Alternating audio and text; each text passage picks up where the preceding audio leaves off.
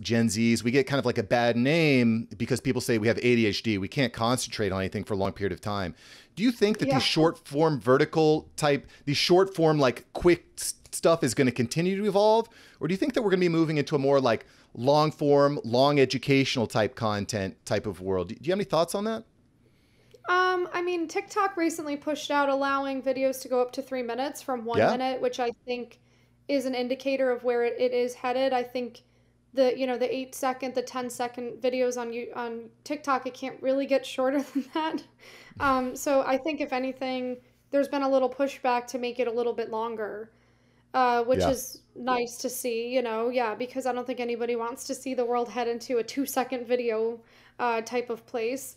So I think there's going to be a reaction to it and to making it longer. Instagram Reels was only 30 seconds for a while. They let you do 60 seconds now.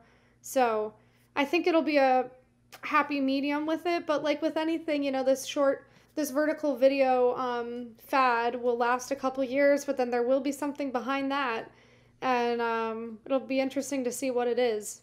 Thanks for watching Mark's Savant Media. Here we're going to help you create a better content in less time and turn that attention into income. If you love this video, you're going to love these videos here.